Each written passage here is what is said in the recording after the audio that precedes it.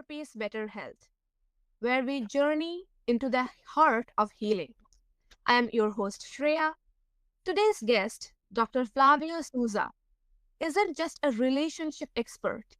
He is a mystic scientist, best selling author, and a transformational healer who guided over 44,000 people back to themselves. From heartbreak to hypnotherapy, from neuroscience to chocolate alchemy. Yes, chocolate. Flavio brings an astonishing blend of wisdom and wonder. If love ever felt like a puzzle, this conversation might just be your missing piece. So, welcome, Flavio. I'm honored to have you on my show. Thank you so much, Ria. I love being here. I love your work. I've heard several of your podcasts. I love the way you interview. And by the way, the introduction was awesome. Thank you so much. Thank you so much for your kind words. And so, Flavio, you describe love not just as a feeling, but as a spiritual structure. What do you mean by that? Yeah, great question. So, ever since the 17th century or so, people have been understanding the idea of love in terms of romance. And romance is a feeling that we catch. I meet a woman and I think she's so pretty. Suddenly, I'm in love. And we all want that feeling, that sensation. It's almost like a bodily sensation. We get the butterflies in the stomach. We're so impressed every time we think of the person. And we call this romantic love. And we all love that sensation, except for the fact that if you talk to anybody who's experienced it, and I think most people have, it doesn't seem to last very long. In other words, at some point in the process, there's some degree of conflict that erupts, which is completely normal. And then things have to be worked out. And in some cases, couples kind of achieve an equilibrium, if you will, or they split up, or they live in perpetual fighting and conflict and ignoring each other. In other words, that romantic feeling tends to break down. So clearly, if love is this eternal idea that comes from the soul, romantic love or the romantic feeling cannot be it. That cannot be love itself. It's a wonderful sensation. It's no different from eating a good dessert or experiencing sensual pleasure. And of course, it's really good, but that cannot possibly be what love is.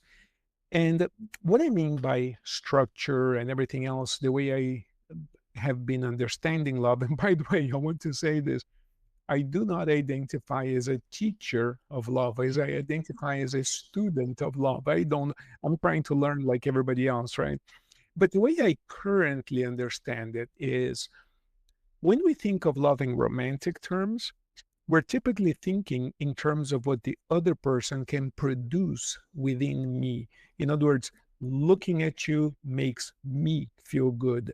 So it's mostly about getting something from the other person. Whereas I think that real love is mostly about what we feel like giving to the other person. So when you meet a person and you have this profound and intense desire to make their lives better, I think that that's much closer to what real love is. And for people who are parents, it's interesting because not to confuse, the idea of romance and sexuality with parenting, but I think that in terms of real love, oftentimes we can identify with the idea of real love more closely when we think of children, in the sense that we don't really expect our children to give us much, and we feel like giving them a better life. So I think that it's a model that can allow us to understand the idea of love a little bit better.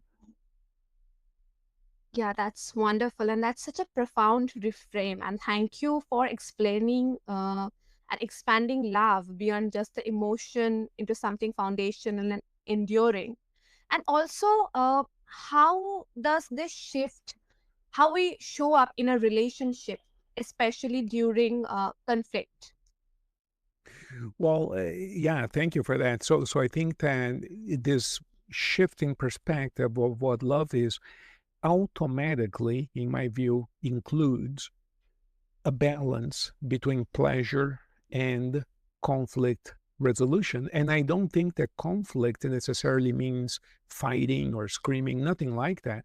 But conflict arises naturally because when we feel in love, the feeling that we have where time seems to stop and I cannot think of anything else but you know, that kind of feeling that most people have experienced, we could say that what's actually happening there is this idea of the ego boundaries. In other words, the boundary of what separates me from you, those ego boundaries have been dissolved. And this is what accounts for the person feeling at one with the universe. When they're in love, they become more generous. Health improves. We're in love with everybody. We change the way we behave toward other people as well, not just the object of our love or the person we're in love with. So at some point, the ego or the part of us that represents what I call the I, you know, who I am, that part of us sort of rebels a little bit and says, wait a second, you know, there has to be a distinction between you and I. And we call the distinction boundary. So as those boundaries begin to reform in a relationship, conflict naturally arises. So suddenly, you know, what you think might be different from what I think, and suddenly you want to do A, I want to do B, and in other words, conflict is inevitable. So I think in a healthy relationship, in healthy love, there is an amount of pleasure, a certain amount of pleasure in terms of feeling good with the person, obviously, but there's also a certain amount of work, because the work is the work of reestablishing boundaries and growing up. I think we all need to grow up. None of us is fully developed, and none of us have arrived, and none of us are there yet, right? Otherwise, we wouldn't be on this earth. So there's a lot of work to be done. And when the ego screams for boundary definition or redefinition, we're really dealing with immature parts of ourselves. We're dealing with the parts of ourselves that are not very loving. So working that out with our partner, I think, is the work of love that makes the relationship well balanced and actually productive. Yes, that's so amazing. And you have also helped thousands people heal from heartbreak. What's the most common myth about emotional recovery? What is the most common? What? I'm sorry, we broke up a little Uh, bit. yeah, you have helped many people about heartbreak to heal Yeah. the heartbreak. And Yes. what's the most common myth that we have about that emotional recovery from heartbreak? Yes, yes. Thank you. Yeah, that's a profound question. Thank you. By the way, I love your questions. You know, like listening to your podcasts, you ask really, really perceptive questions that I think are useful. Thank you You so know, much. yeah. Thank you for that. So I think the most common myth is that time will heal the heartbreak. That is not true. So I come from a background in hypnosis, hypnotherapy. Within the field of hypnosis, regardless of what your religious beliefs are, if you do enough hypnosis, you're going to come across a concept that people define as past lives or reincarnation. Now, I know that for some people, that idea is wrong. It cannot possibly be. The Bible doesn't support that. You know, depending on a person's religious traditions, whatever, some people find that to be a natural idea. Some people find to be repulsive, and I respect people's beliefs. But if you do enough hypnosis, you're going to come across instances that are very much highly suggestive of reincarnation. People begin to talk about things that don't belong to this lifetime. Oh, I was riding my horse to work. I don't ride a horse to work, you know. So what am I talking about? So when you begin to investigate that more deeply, you realize that in the person's mind, they are experiencing something that we would call past lives. So here's the thing: when there's heartbreak, we'd say, well, time will heal you, and time doesn't. When you do enough hypnosis, you're going to see that some of the heartbreak that we're experiencing today actually started 1,000 years ago in a past life. Yes. So time does not heal. The only thing that time does is we bury the pain at the level of the unconscious, and it remains in there. It might show up as an illness. It might show up as another kind of conflict in our lives. but it's in there. It hasn't been resolved. It Mm. has to be dealt with. So time does not heal. And most family members and friends, meaning very well, they'll tell you, "Oh, don't worry, you're going to time will take care of it, and will make you perhaps forget about it, but it Yes. won't heal the pain." So I think that's definitely the biggest myth. Time does not heal it. That's such a powerful myth to unlearn, that time doesn't always heal. We just bear the pain with us, and that's so true. And also, um, let's talk about the chocolate love alchemy. So tell us about the chocolate love alchemy, and how did chocolate become a metaphor for emotional connection? Yeah, so I had myself a big heartbreak, a few years ago, and I was kind of attempting to reinvent myself. So I believe in God and praying, dear God, give me a new sense of direction and so forth.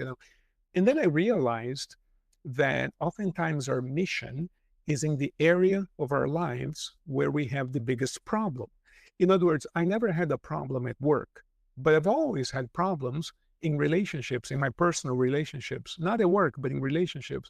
So I realized that my biggest mission is in the area of relationships. Now, ironically, in therapy, I do extremely well working with people who come to see me for relationship problems. I enjoy their work, and people get excellent results.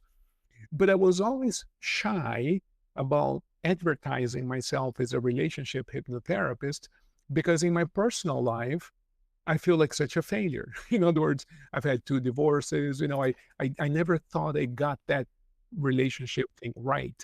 So I always thought that it would be inappropriate of me to announce or to publicize the idea that I work with relationships, even though I kept doing it. People would call me Mm. and I would work with them, but I never advertised that idea because I felt that I was not successful in my own relationships, right? Until one day I had a revelation. And in my belief system, it's as if the Holy Spirit was talking to me. It's metaphorical, but I kind of felt the Yes. inspiration that I had to work precisely in the area where I had the most trouble. So I happened to have a trip scheduled to Belgium and I took a class on chocolate making. I went with my sister. And when we left the class, we were discussing, wow, this is so much fun. We learned to make chocolate and she says, well, you can, she knows that I'm a teacher. I love to teach. And she says, well, you can teach that. And when she said that, it was almost, I got it instantaneously. I said, no, it's not quite about the chocolate. It's about love. And what I'm going to do is create an event in which people come over. Yeah, we make chocolate, but it's really a group therapy and alchemy. We're going to help people overcome the part of themselves that is not working so that they can open themselves up to real love. And so it is a blend of therapy, alchemy, group experience, and of course, all under the idea that we're making chocolate. So we make chocolate as a almost as an excuse to get together, if you will. But what's really happening there is at the same time we're doing kind of therapy. It's not formally therapy, but Mm. I am talking the whole time and facilitating an inner transformation. And we're just getting started with that project. I really want to expand that into a different kind of dating opportunity. I'm looking for people who want to collaborate and work on this project. I think it's really awesome.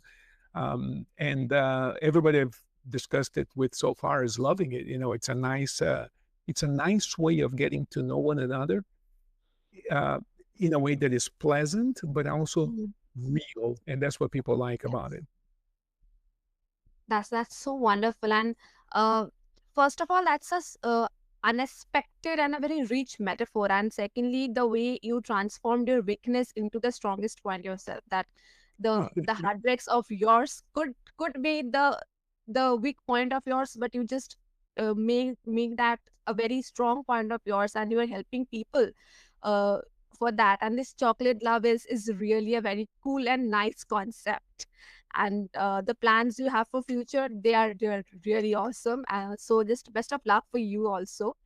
And what deeper truth comes out when we use our hands and senses to reconnect with our hearts. I think the deeper truth is that we all live with a ton of negativity inside of us, whether it's shame, guilt. We all do for different reasons. I lived with that shame of not being happily married, in talking about relationships and love professionally, but not being successful in that area. I lived with shame for that reason. And so I'm no exception to all of this. But I think most people that I worked with, and I've worked with quite a few people over almost 30 years now, and everybody carries pain and shame and guilt inside at the level of the unconscious. And what I would love to be able to do is remove that from everybody. I think that, that's what my mission, what my quest is, what I want to do, because we could all be way better if we could only remove the negativity from within. So the few people that I've had an opportunity to work with, I mean, a few thousand people is nothing in terms of the planet, but I want to be able to expand this and help other people remove the load that we carry inside so that they can flourish and become who they really are. And all of us are way more than we think we are. Yes, yes, that's so wonderful. And also you work with many high achievers. Why Yes. do they often struggle most with intimacy? Well, it's an interesting thing. The higher achieving a person is, the more they want to achieve. In other words, a person doesn't become a high achiever accidentally. There's no such a thing. These are people who are driven. They pay attention to details. They work hard. They want to grow. They have a growth mentality. They want to grow and they want to do better in every area of their lives. And if they're not going to be doing better, they don't get involved in something. So if they're not going to be a great tennis Yes. player, they don't play tennis. In other words, high achievers, if you pay attention to any of them, they're not people who do things in a mediocre way. They want to do everything they do really, really well. So if they're going to invest some time in having a relationship with another human being, they want that time to be very productive. And what does that mean? Well, they want that relationship to be awesome. They want to have a good time. They want to grow. They want the relationship to be fruitful, productive, right? And sometimes we find difficulties, but they pay attention to details. They want more. That's precisely why they're high achievers. So, what we discover is that just like everybody else, we come up against limitations that we all have inside. They found the same limitations in their business lives, but they overcame them. Sometimes we can overcome certain limitations by using willpower alone and working really hard at it, but other limitations we can't. We need external help to enter the unconscious mind and unhook ourselves from our own problems, right? So in some cases, those individuals come to see me and I help them release something that was holding them back. And then the relationships can flourish. And sometimes even the relationship in the business world can flourish because sometimes a personal problem can actually affect their business as well. Yes, yes. That's such a eye-opening truth. And thank you for revealing how success can sometimes become a shield against vulnerability and real closeness. And Absolutely. do you- yeah, and do you think success can actually isolate us emotionally even while elevating us socially? Do I think that people isolate emotionally? Sorry? I mean, success. Do you think that success can isolate us emotionally while it's just uplifting us socially? Well, not necessarily. I think that nowadays we have uh, a brand of successful person who is much more balanced than perhaps one generation ago. I think that in the past, you had this prototypical person who was quite successful and wealthy, but he or she was isolated and lonely, miserable, and maybe even an alcoholic, but very successful at work. I think that nowadays the model or the idea has shifted. If you look at the younger generation who's quite successful, they have very balanced lives. They like to travel, they enjoy a good life, and they do value very good relationships. So I think that the model has shifted, and we now realize that even in terms of productivity at work, good, healthy relationships make a huge difference. So I'll tell you quickly, in medicine, there's a whole field of medicine called lifestyle medicine. And one of the things we study is this idea of longevity. So within the notion of longevity, from a medical perspective, there's a subset of studies that have to do with what's called the blue zones. Blue zones are regions in the planet where people routinely live past 100 years. So, Okinawa, Japan, and a few other places in the world where people routinely live very long lives. So, researchers have studied those populations and asked the question, how come these people live so much longer than the other people? What's going on here? And there are a number of factors, and there are a number of books and studies on this topic, and you can read all about the Blue Zone Project. But one of the factors that they have definitely identified in those groups is that people have better relationships. So today we know better relationships is intimately connected with quality of life, longevity, and even finances. People do better financially when they have better relationships. Yes, yes, and that's really a very nice thing also, that if we have a good relationship, we can really flourish our lives in Yeah. every way, in every way. That's so true, and thank you for sharing that with us. And also, for someone listening right now feeling disconnected or betrayed, what is one truth they can hold on to today? The one truth I would say is don't give up.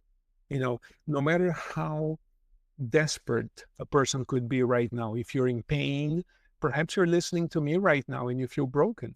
Perhaps you're listening and you feel desperate. Perhaps you're listening and you feel that nobody loves you or that you don't love anybody. Perhaps you feel very lonely. I certainly understand all of those feelings. And I'm asking you to not give up. In other words, keep on going forward, keep on exploring, keep on searching, because there is light at the end of the tunnel. You will find what completes you, what fulfills you. You could not possibly have been born into this planet simply to suffer. That cannot possibly be the answer here. So, if we start with the assumption that you are born to be fulfilled and joyful, and if we're not experiencing that right now, don't worry. Let's keep on looking for the right answers because we're going to get there. So please don't give up. Let's keep on going. Let's keep on searching, and you will find what you're looking for. Yes, yes, that's such a grounding offering. And thank you for reminding us that even in disconnection, we are still worthy of love and reconnection. And also, I have a I mean, this is my curiosity also. How do they begin rebuild the trust both in themselves and in love?